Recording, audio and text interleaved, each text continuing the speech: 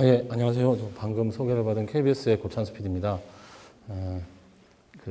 제가 사실은 제가 소개 지금 받은 대로 저는 지금은 플랫폼 개발 사업부의 엔스크린 기획팀이라고 이름도 어려운 그 팀에 있는데 사실 저는 그 예능 PD고요. 그래서 이제 지금 20년 전에 KBS에서 예능 PD로 입사를 해서 지금까지 17년 정도는 예능 프로그램 제작을 했고요.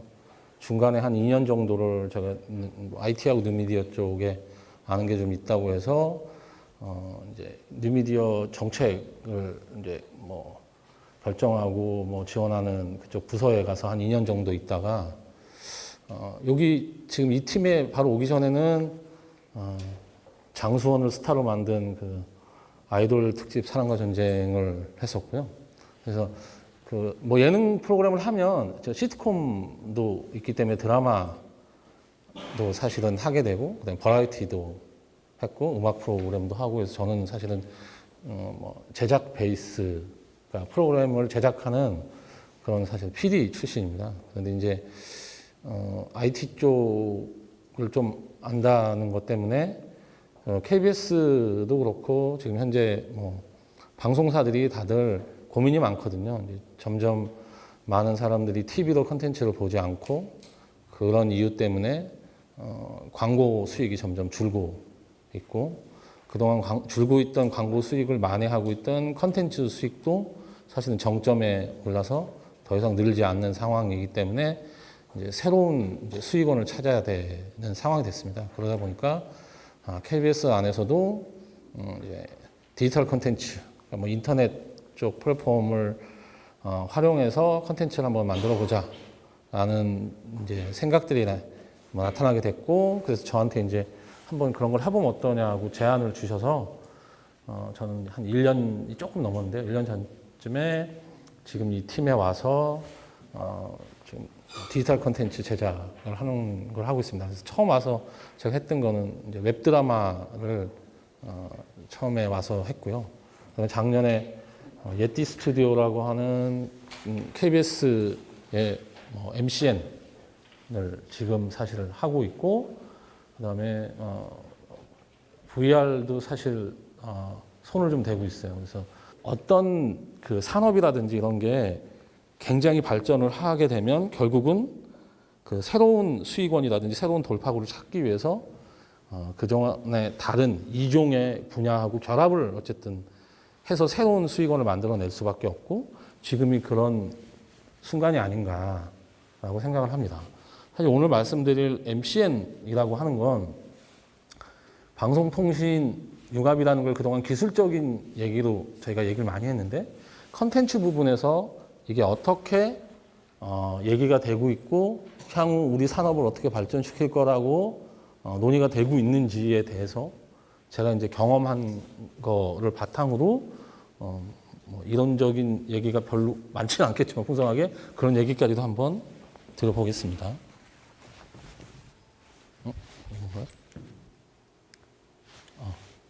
예, 유튜브에 그러니까 MCN에 대한 설명은 대부분 다 아실 것 같아서 이게 써 있는 거 그냥 보시는 걸로 하고 사실은 MCN은 그 시작이 유튜브라는 그 특정 회사가 자기네 회사의 그 수익원을 개발하기 위해서 그 만들어낸 하나의 용어입니다. 그러니까 특정 회사에서 만든 용어죠. 근데 그게 일반 명사처럼 이제 사용이 되게 됐는데 이게 어떤 과정을 거치게 되냐면 처음에 유튜브에서 동영상에다가 광고를 붙여주게 됩니다. 그래서 이제 수익이 만들어지게끔 해서 일반 사람들한테 더 적극적으로 동영상을 올리도록 그렇게 정책을 펴게 되는데요. 거기서 먼저 그 굉장히 영상을 잘 만들고 사람들을 구독자나 이런 사람들 많이 끌어와서 이제 수익을 조금 남들보다 많이 내는 사람이 나타나기 시작합니다. 근데 그 사람들이 자기네가 수익을 이렇게 내고 하고 난 다음에 다른 영상 콘텐츠를 만드는 사람들을 보니까 그 중에는 영상 콘텐츠가 괜찮은 사람도 있는 거예요. 근데 자기가 수익을 이렇게 만들어냈는데 보니까 저 사람은 방법을 잘 모르는 것 같다 이거죠. 그래서 훈수를 둡니다. 당신이 영상을 만드는데 편집을 이렇게 하고 그다음에 그 태그를 이렇게 달고 마케팅을 이렇게 하면 당신은 수익을 더 벌 수 있어 라고 하고 실제로 그게 효과가 나면서 그 사람이 네가 돈 벌면 돈 버는 거에 일정 부분을 받는 약간 컨설팅 같은 개념의 일을 하게 돼요. 그래서 이게 자생적인 산업으로 그러니까 그런 사업자가 나타납니다. 그 유튜브 환경에서. 근데 유튜브라는 회사가 이렇게 보니까 몇몇 회사들이 이렇게 나타나니까 저게 잘만 육성하면 유튜브 생태계가 굉장히 발전할 것 같다고 판단을 하게 된 겁니다. 그래서 유튜브가 그 회사를 인수를 해요. 그 사람을 인수를 해서 자기네 회사 안에 두고 MCN이라는 말로 명명을 하면서 그러니까 채널을 여러 개 관리하는 사람이란 뜻이죠. 그 사람은.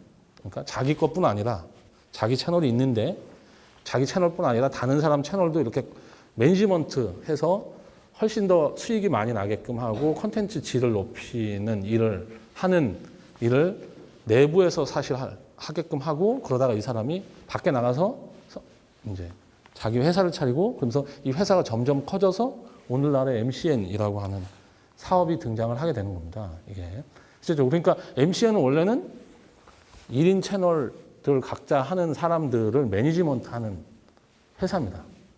그러니까 그래서 저는 이제 MCN을 설명할 때 사람들한테 SM이나 YG 같은 매니지먼트 회사다라고 설명을 해요. 그러면 이해가 쉽다. 이게 듣기에. 이게 왜냐면 MCN이라는 게 워낙 복잡하게 지금 뒤에 말씀드리겠지만 이 형태가 나타나고 있어서 MCN을 여러 가지로 이렇게 다르게 오해하거나 이런 부분이 많은데 실제적으로 MCN은 원래는 1인 그 크리에이터들을 매니지먼트 하는 회사라고 보면 되고 그게 유튜브를 기반으로 하는 회사들입니다. 근데 MCN이라고 하는 게 유튜브의 발전, 유튜브가 사실은 그 처음엔 일반 그 개인들의 그런 영상을 올리는 데서 시작을 했다가 그러니까 MCN 사업이 미래에 돈이 될 수도 있겠다라는 거를 사실은 미국이라든지 유럽 쪽에서 먼저 큰 회사들이 그 미디어 기업들이 저 회사들을 인수하면서 사실 사람들한테 관심을 갖게 된 거고요. 근데 그때 그러면 사람들이 우리 한국에서도 바로 관심을 가졌냐? 한국은 그렇지 않고 조금 시간이 걸렸습니다. 한국은 처음에 그런 일이 있었을 때 CJ ENM에서 지금 다이아TV라고 이름을 바꿨는데 크리에이터 그룹이라는 이름으로 MCN을 처음 시작했습니다. 근데 MCN을 시작하게 된 것도 미국 쪽에서 저런 무슨 일이 생기고 이래서 바로 한 게 아니라 저 CJ ENM의 부사장이었던 분이 우연히 그 케이블 쪽에 투자를 해달라고 굉장히 세계적으로 유명한 투자자를 만나는 자리에서 자기네 이제 케이블 쪽 이런 일을 하고 자기네가 어떻게 하고 설명을 하는데 그 사람이 자기는 올드 미디어에 관심 없다. 자기는 새로운 거에 관심 있는데 그러면서 그 자리에서 이미경 부회장한테 MCN에 투자라고 말을 한 거예요. 근데 이미경 부회장이 MCN이라는 말을 처음 듣었다고 하더라고요. 몰랐대요. 뭔 소리인지. 몰라서 근데 처음 듣는 얘기니까 이게 뭐지? 이러고 있는데 그때 당시에 트레저 헌터라는 회사를 만들어서 지금 밖에 나간 사람이 CJ ENM에 있었는데 송재룡 대표가 팀장으로 있었는데 그 사람이 MCN을 하자라고 하는 이제 그런 기획안을 올리게 됐고 이미경 부회장이 MCN은 어디서 들은 얘기인데 이래가지고 조사를 시켜봐라 이러고서 MCN을 한번 해보라고 해서 CJ도 그냥 그 투자자가 우연치 않게 한 얘기 때문에 갑자기 하게 됐는데 사실 저 회사가 시작하고 나서 2년 동안은 별로 빚을 못 봤어요. 그러다가 2015년 된 다음에 저희 쪽에도 점점 이런 디지털 콘텐츠가 수익이 된다는 기사가 나오기 시작했고 그게 양띵이나 대도서관이라는 친구들이 한 달에 5천만 원씩 돈을 번다라고 하는 기사라든지 이런 것들이 나오면서 한국에서도 MCN에 대한 관심이 사실은 굉장히 크게 나타나고 상업적으로 의미가 있다라고 MCN을 봐주기 시작한 거죠. 근데 사실은 MCN 전에 제가 이제 웹드라마 얘기를 드렸는데 웹드라마가 먼저 디지털 콘텐츠로서 사실 한국 시장에서 많은 사람이 관심을 보였어요. 왜냐하면 기존의 TV 이제 광고 시장이 점점 쇠락하고 하는 것 때문에 대체제로서 웹드라마가 굉장히 사람들한테 의미 있게 다가왔고 드라마 제작사들 입장에서는 TV 쪽에 편성을 못 받으면 그동안 제작을 못 했는데 웹드라마는 자기들이 그냥 제작을 하면 되니까 이게 돈만 된다고 하면 의미가 있겠다고 해서 굉장히 많은 사람이 뛰어들었는데 결과적으로 웹드라마는 수익 모델을 마련하는데 실패했습니다. 그래서 TV 쪽을 편성을 통하지 않고 돈을 버는 건 불가능하다라는 것 때문에 웹드라마가 시들시들 할 때 웹드라마 같은 디지털 콘텐츠로서 돈을 벌 수 있다라는 것 때문에 MCN이 굉장히 곽강을 받게 된 거죠, 실제적으로. 그리고 웹드라마는 수익을 낸 사람이 하나도 없는데 MCN은 뭐냐면 MCN 물론 회사들은 돈을 못 벌고 있지만 양띵이나 대도서관이나 이런 친구들이 한 달에 5천만 원 버는 건 맞거든요. 실제 돈을 벌고 있는 사람이 있어요. 그러니까 여러분들 아프리카 TV 같은 데는 BJ가 작년에 그 뉴스도 한번 났는데 12월 한 달 동안 BJ들 순위 별풍선을 가장 많이 받은 1등한 BJ가 물론 예쁘게 생긴 여자분인데 별풍선으로 번 수익이 1억이 넘어요. 한 달 동안. 그러니까 사실은 돈을 벌는 사람은 돈을 엄청나게 버는 거죠. 근데 그 사람이 제작하는데 제작비가 한 푼도 안 들잖아요. 그냥 PC 켜놓고 옷을 사야 되는지 모르겠지만 화장하고 그거 말고는 제작비가 하나도 안 드는 거예요. 근데 제작비가 거의 0원에 가까운데 한 달에 1억을 벌면 어마어마한 산업이잖아요. 근데 문제는 개인만 벌지 이제 회사가 그렇지 못하다는 건데 어쨌든 그런 상황이 좀 벌어지고 있습니다. 이제 미국은 거기서 더 나가서 유튜브 스타라고 하는 사람들이 이제 이거는 뭐냐면 이제 10대들한테만 물어본 거예요. 10대들한테 너한테 가장 영향을 끼치는 사람이 누구냐라고. 이제 인플루언서라는 말을 미국 사람 되게 좋아하니까 물어봤을 때 여기 흑백으로 돼 있는 이 세 사람 말고 나머지는 다 유튜브 스타예요. TV나 영화에 나오는 사람들이 아니라. 그래서 미국에서는 이미 이런 가수라든지 영화배우 이런 사람들보다 유튜브 스타가 인기가 있는 10대들한테 이런 이제 상황이 벌어졌습니다. 한국은 아직은 아닌 것 같습니다. 어쨌든 이런 변화가 미국 내에 나면서 굉장히 크게 관심을 받게 됐고, 그 다음에 이거는 이제 전 세계적인 현상이긴 한데, 이통사들 수익 구조가 변화되면서 음성통신 갖고는 이제 공짜잖아요. 그럼 데이터를 쓰게 해야 되는데, 데이터를 많이 쓰게 하는 유일한 방법은 동영상 보게 하는 방법 말고는 없는 거예요. 그래서 올해 SK텔레콤, KT, LG+, 공이 다 동영상 콘텐츠에 어마어마한 돈을 쏟아붓고 있습니다. 근데 사실 저희 같은 지상파 입장에서는 좋은 일이지만 대부분의 스마트폰으로 콘텐츠를 보는 사람들이 아직까지는 TV 콘텐츠를 많이 봐요, 한국에서는. 특히 대학생 이상은. 근데 뭐 초등학생들이 이제 MCN 콘텐츠를 굉장히 많이 보긴 하지만 아직까지는 그렇긴 한데, 이쪽 통신사들 입장에서는 어떤 이제 저희가 있냐면 TV 콘텐츠만을 거기다 넣게 되면 자기들한테 수익이 안 생기고 계속 TV 콘텐츠 가격을 높여줘야 되잖아요. 많은 사람이 보면 볼수록. 이거는 넷플릭스라는 회사가 갖고 있는 딜레마하고도 비슷해요. 넷플릭스가 하우스 오브 카드라는 이제 웹드라마, 엄청난 대작 드라마를 만들었는데, 만들게 된 이유는 갑자기 제작사를 해서 돈을 벌겠다 이런 생각이 있었던 게 아니라, 넷플릭스는 원래 다른 회사들의 컨텐츠를 갖다가 이제 보여주는 플랫폼 회사잖아요. 근데 히트작이 나오면 점점 컨텐츠 회사가 컨텐츠 가격을 높이는 거예요. 너희는 우리 컨텐츠 갖고 돈 벌었잖아 이러고. 근데 넷플릭스는 정액제로 돈을 받습니다. 그러니까 컨텐츠 가격이 올라가면 자기네 수익 구조가 안 좋아지는 거예요. 그러면 자기네한테는 대박이 나면 날수록 좋지 않은 일이잖아요. 그럼 이걸 어떻게 해야 되지 고민하다가 하우스 오브 카드를 만들게 된 건 협상력을 높이는 거예요. 너희가 그 컨텐츠 안 줘도 우리도 제작할 수 있어. 라고 해서 컨텐츠를 갖고 있는 사람들하고의 협상력을 높이는 차원에서 제작이 들어가는 거예요. 근데 이제 저희 쪽에서는 플랫폼 사업자가 직접 제작을 해가지고 이게 수익이 나고 이런 쪽으로 알려져 있는데 실제는 그렇지 않다는 거죠. 그러면 똑같이 이런 이통사들도 뭘 해야 되냐? 그 협상 파워가 필요한 거예요.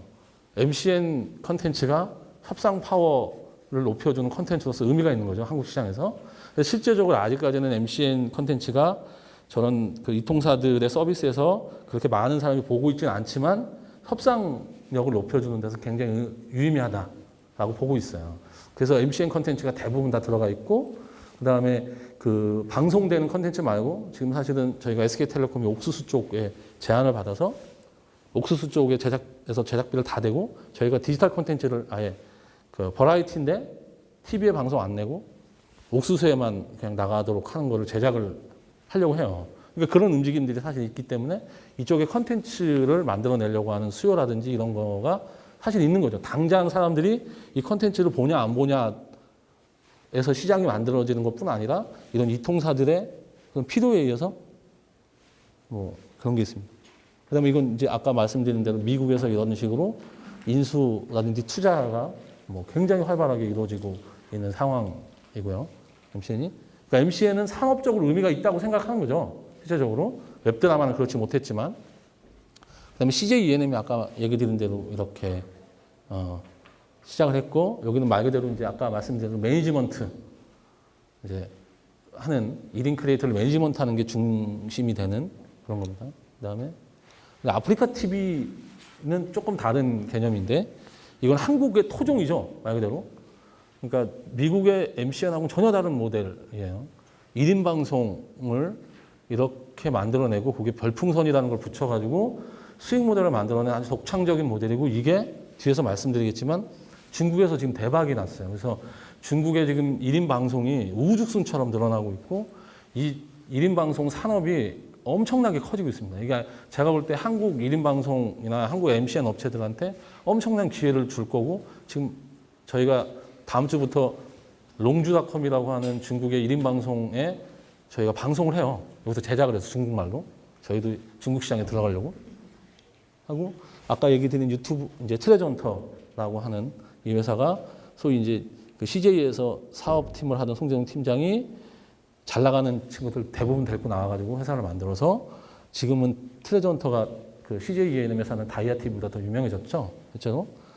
그리고 SK텔레콤이 50억인가를 투자를 해서 SK텔레콤은 어떻게든 이 트레저헌터를 잘 되게끔 해야 되는 지금 상황인데 근데 이렇게 매니지먼트, 그러니까 1인 크리에이터를 이제 관리해서 뭔가 돈을 벌려고 하는 데는 어떤 문제가 있냐면 매니지먼트 회사는 다 똑같아요.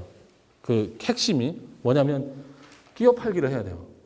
스타들은 이미 뜬 스타들은 매니지먼트 회사랑 계약을 할 때 좋은 조건으로 계약을 해야만 하거든요.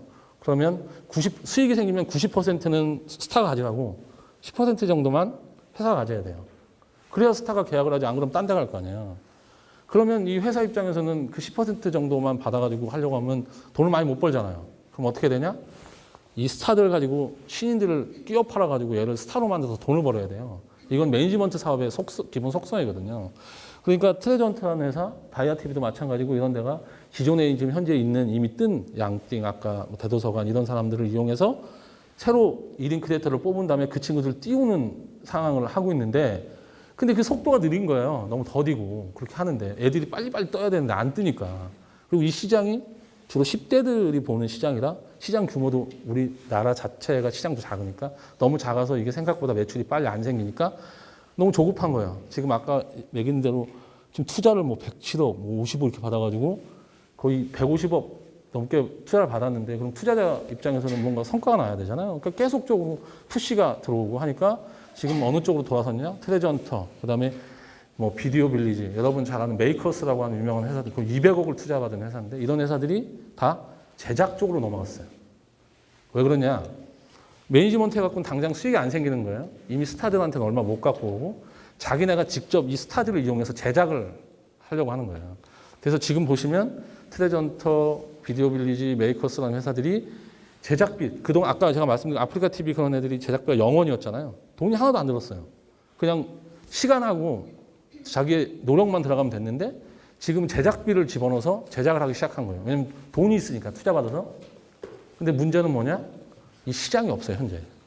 제작비를 투자해서 콘텐츠를 만들었는데 누구도 그 제작비만큼의 돈을 내고 사가지 않는 구조가 현재까지 있는 거예요. 그러니까 지금 현재 올해가 굉장히 중요한 그 상황이 될 것 같은데요. 올해 안에 이 사람들이 이제 제작을 해서 한 거를 리쿱할 수 있는 구조가 마련되지 않으면 쉽지 않아요. 근데 리쿱할 수 있는 구조가 첫 번째는 아까 말씀드린 대로 통신사들이 컨텐츠가 필요해요.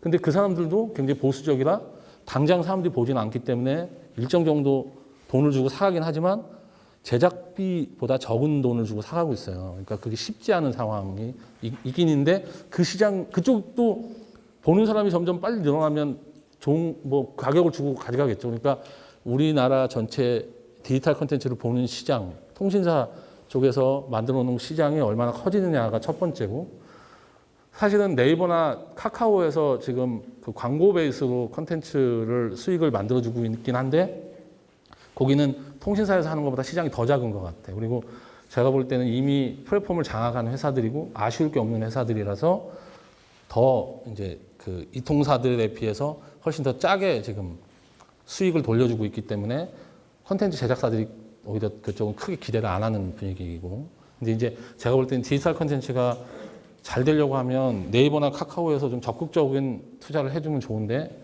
뭐 그럴 것 같지는 않습니다. 그런 상황이어서 약간 얘기하는 게 머랩이라고 하는 회사도 있는데 이 회사는 이 FX라고 하는 SM에 잘 나가는 친구들 데리고 디지털 콘텐츠를 만들었어요.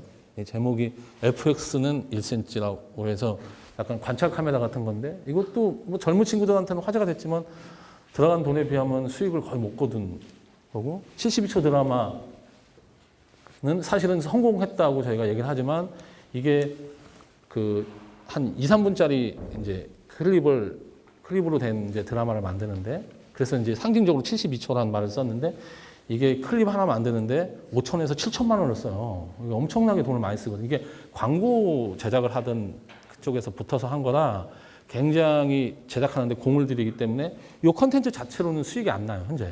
그러니까 마이너스인데 여기는 워낙 유명해져서 삼성이라든지 뭐 잘 나가는 회사들이 광고를 지금 여기다 의뢰를 해가지고 그 제작해서 돈을 버는, 그러니까 컨텐츠도 돈을 버는 게 아니라 이제 외주 제작 그 수주를 받아서 돈을 버는 형태로 가고 있어서 여기는 그나마 딴 데보다 낫긴 한데 여기도 아직까지 아주 안정적인 부분은 아닌 것 같습니다. 그다음에 비디오 빌리지라고 하는 데는 제작을 여기도 하면서 커머스를 붙였어요.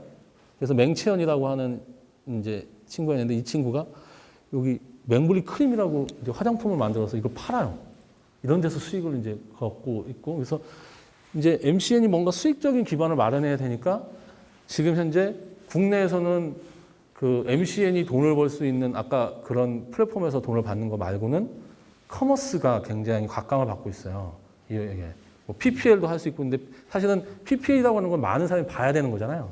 근데 현재 MCN 콘텐츠가 많은 사람이 보지는 않으니까 아예 여기다 커머스를 붙여서, 왜냐면 여기는 그 규제 같은 게 없기 때문에 이런 식의 접근을 하고 있고, 여기는 더 나가서 무궁화꽃이 피었습니다라는 이제 저인데 여기는 그 모바일 쇼핑을 이제 지향하는, 그래서 그 TV 홈쇼핑하고 똑같아요. 근데 모바일이에요. 여기 그 BJ들이 나와가지고 전부 그냥 물건을 팔아요, 이 사람들은 다.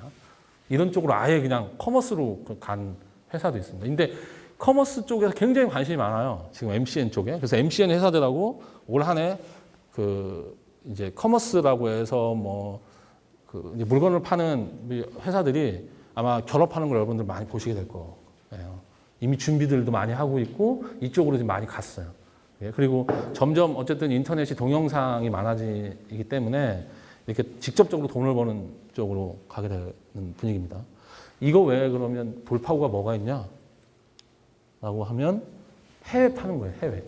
MCN도 이제는 해외로 나간다. 근데 사실 MCN 콘텐츠가 TV 콘텐츠처럼 과연 한류나 이런 걸 만들어낼 수 있을까라는 거에 대해서 약간 의구심이 들 수도 있거든요. 이게 이제 인터넷으로 10대들이 보는 거고 여러 가지로 이제 콘텐츠의 퀄리티가 높은 건 아니니까.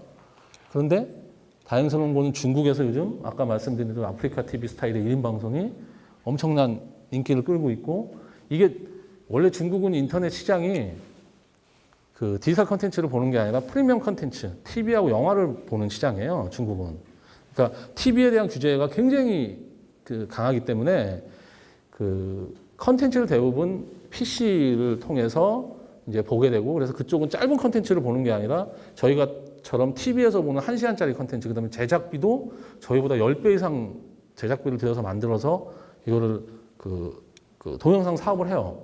그리고 시장이 그만큼 크게 있어요, 중국은. 그러니까 돈을 그렇게 많이 들여도 인터넷 콘텐츠에 대한 시장이 있고 그게 의미가 있기 때문에 그동안은 인터넷 콘텐츠 시장이 프리미엄 컨텐츠 위주로 사실은 형성이 돼 있다가 중국이 얼마나 빠른지 갑자기 작년 연말부터 1인 방송이 굉장히 인기를 끌면서 이렇게 그 중국 1인 방송이 굉장히 많아졌고 이게 수익적인 부분도 굉장히 의미가 있어지면서 여기 보면 파피장이라는 중국 여자분인데 이 사람은 얼마 전에 개인이 회사를 만들거나 그런 거 아닌데 이 사람이 중국 북경 무슨 뭐 연극 학교인가 그쪽에서 되게 유명한 사람 게 되게 재밌어서 유명하다고 하더라고요. 이 사람이 지금 웨이보라는 데서 뭐 팬만 수만 해도 어마어마한 팬을 갖고 있는데 개인 자격으로 그 20억인가를 투자를 받았어요. 이게 영상을 만들었더니 웃긴 영상을 그냥 올리는 거예요. 이게 팟비장이라고 그 웨이보에 치면 이 사람 그 페이지가 나오는데 들어가서 이 사람 영상을 한번 보시면 중국 사람들이 요즘 뭐 어떤 콘텐츠를 좋아하는지 알 수 있어요. 아주 짧고 웃긴 영상 그냥 그런 거예요. 실제적으로.